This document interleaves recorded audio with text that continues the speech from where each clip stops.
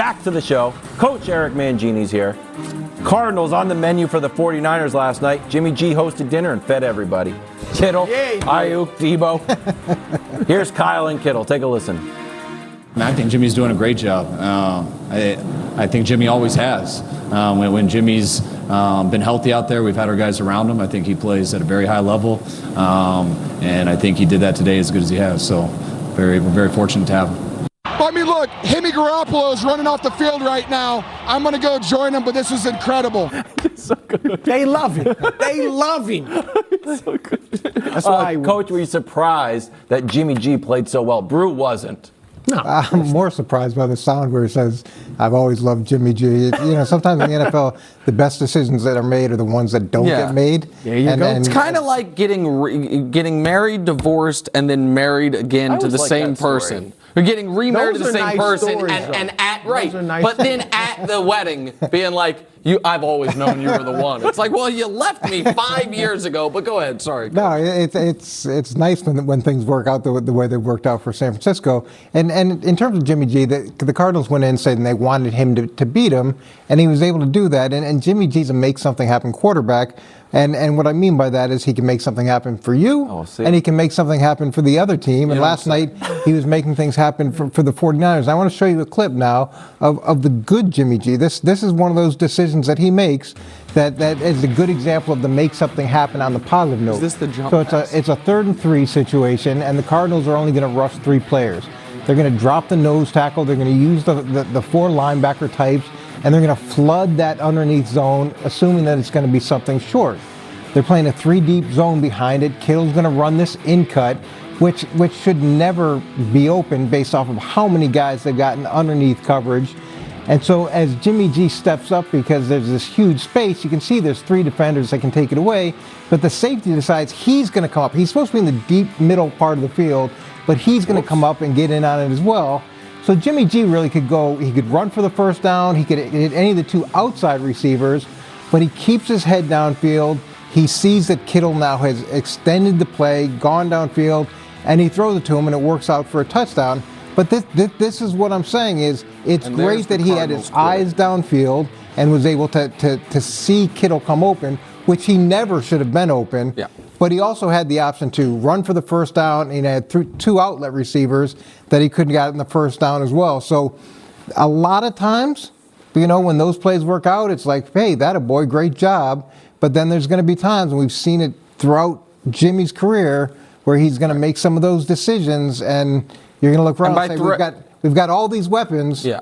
Why not let them win the game instead of trying to win it with plays like that? And to be fair to Jimmy, when Coach says throughout his career, he simply means in every playoff game he's ever played in. But that's that's all he means by throughout his career. And I'll let Brew go. We can just show you the numbers real quick. If you think, oh, Nick, you're being hyperbolic. When I say no, he's hyperbolic. He's the worst 4th quarter playoff quarterback in league history.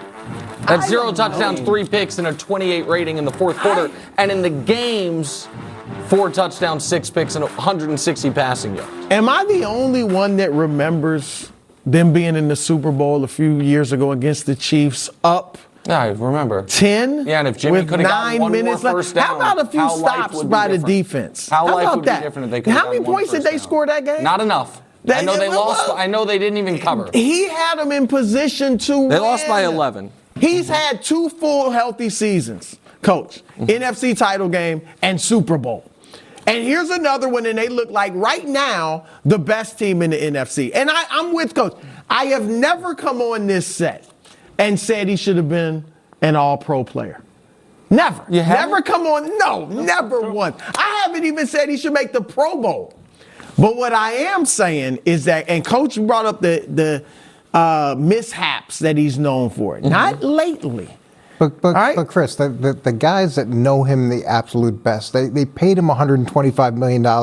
They brought him. They know him the absolute best. What'd they do to him, Coach? Then said, we're going to trade away 3 first-round draft picks to go get somebody else. And then the rest of the league who didn't know him, and the rest of the league who didn't know him at all, looked around and said, do I want to trade for him or Carson Wentz? Wentz, please. Do I want to trade for him or Baker Mayfield? Baker, please. Do I want to trade for him or Matt Ryan? Matt Ryan, please. Yeah, that's fine. But you're running out of teams that believe in him as much as you do. His own team didn't. Every other team in the league that could have traded for him. We just watched the boy Wonder say he's always done a good job. Now, maybe he's lying through his teeth. Yeah. But he is fortunate that Jimmy G is there. Yes. There's no question about it.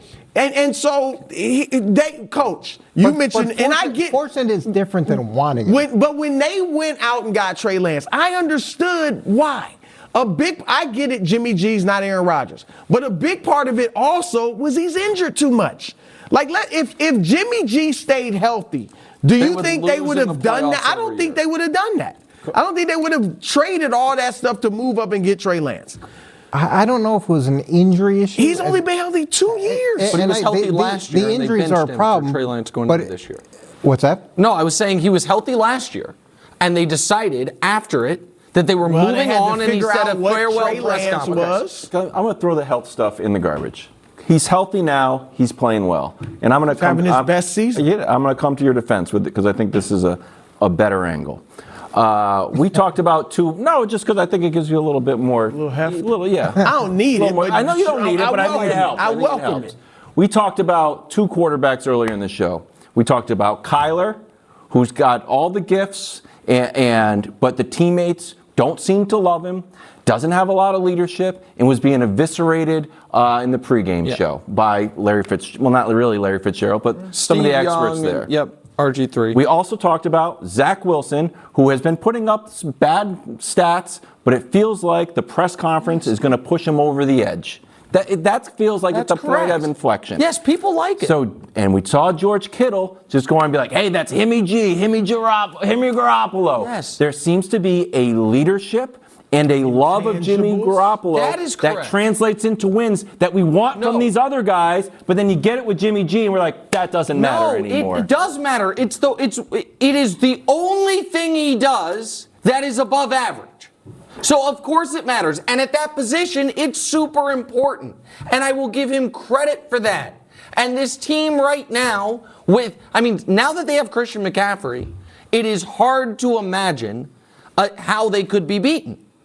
I can't imagine how they have McCaffrey if anyone could beat them. They lost with McCaffrey? Who beat them? Oh, the Chiefs by 21? Okay, aside from Kansas City. I'm sorry. I thought they were undefeated with McCaffrey. Then I realized the Chiefs hung 44 and beat them by 3 scores. But aside from the Chiefs, they have one of, if not the best running back in football, the second best tight end in football, one of the best wide receivers in football, the best left tackle in football, the best defense in football, in my opinion. The Jets have an argument with other teams, but I think they have the best defense in football. And their number 2 receiver might be the best number 2 receiver in football in Brandon Ayuk. It doesn't change the fact that the people who've been around him the most have all gotten rid of him. It doesn't change the fact that we know unequivocally he has had a half dozen chances to play a good playoff game and has never done it. He needs to show up in the playoffs. Yeah, but that's the whole. But they have been able to win. They've been to 2 NFC title games in his 2 healthy seasons. Yesterday, when I was talking about this being the Mahomes era, you guys made a very, very strong point on that side of the table that it's Super Bowl championships or you might as well go 0-17. When I tried to make the argument that hold on. When I said we should maybe give the guy credit who's been to 4 straight conference championship games and 2 Super Bowls in the last 4 years, you guys all said, oh, did he win them all? Oh, I thought he only had 1 ring. Nobody has put, other than the graphic, which is fact. All right, no one has put Garoppolo on the same level as Patrick Mahomes. It's a factual graphic. I don't know if we have it. You can throw it up if you want. But here's what I'm saying. Nobody has put them on the same level except for me, Chris Broussard. And I have all the time to prove it. It'll be up. I think it is coming up. No, they don't have it. I get them burnt. Here's the thing. Yeah. You say that, you talk about title games and championship games when you haven't won the biggie. What did we always used to hear about Andy Reid? Oh, he's been to 6 straight NFC title games until he won it. Now we don't hear about it. Except that's all I'm saying. He hasn't won it yet. He got to the conference championship game by winning a game in the divisional round where the punt unit scored more touchdowns than the offense did. Fine.